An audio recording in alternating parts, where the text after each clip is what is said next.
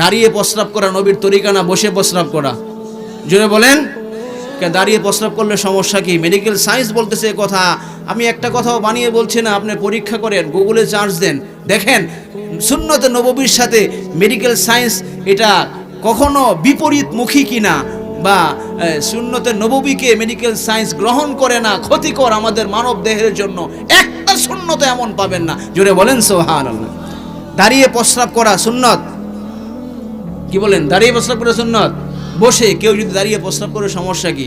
Medical science বলতেছে কেউ যদি দীর্ঘদিন দাঁড়িয়ে প্রস্রাব করে, প্রস্রাবের আশেপাশের রাস্তায় যে রগ রেশাগুলো থাকে এগুলো ঝুলে যায়, এগুলো অকেজো হয়ে যায়। এক সময় এমন হতে পারে তার প্রস্রাবের থলি এটা ঝুলে যাবে এবং বার্ধক্য অবস্থায় সে প্রস্রাব ধরে রাখতে পারবে না।